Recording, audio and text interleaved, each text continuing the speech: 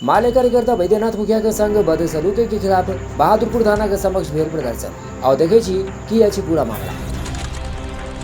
पिछले शनिवार को जमीन विवाद को लेकर के जो सीओ और थाना के स्तर पर जो वार्ता होती है, बैठक होती है, उसी में हम लोगों की पार्टी के एक सदस्य हैं, नेता हैं वैद्यनाथ मुखिया जिनका पति देवकुली में घर है, और वो आए थे अपने ज़मीन से संबंधित मामले को लेकर के। थाना प्रभारी उनकी बात, उनके कागज़ को समझने में के बदले वो कहिए कि अपने अधीनस्थ पुलिसकर्मी को कह करके उनके ऊपर मारपीट किया गया, उसके साथ बदसलूकी हुई।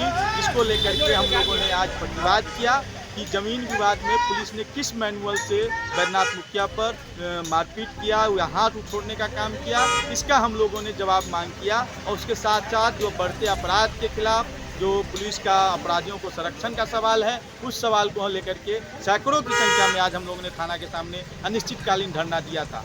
हमारी अभी जो प्रशिक्षु डीएसपी हैं, जो थानाध्यक्ष के प्रभार में हैं, उनसे बहादुरपुर थाना प्रभारी से बात हुई और उन्होंने इस घटना के लिए जो साथी हैं उनके सामने खेद व्यक्त किया है, माफ़ी मांगा है। और इस आधार पर ये जो पूरी घटना को उन्होंने कहा कि हमारी भाषा और उनकी भाषा में थोड़ा सा ग्रामीण परिवेश से नहीं है, शहरी इलाके से रहे हैं, और आज ग्रामीण इलाके में आने की वजह से जो भाषा का एक मिसअंडरस्टैंडिंग हुई, जिसकी वजह से अगर कोई घटना घटी है जिससे ठेस पहुंचा है, तो हम खेद व्यक्त करते हैं।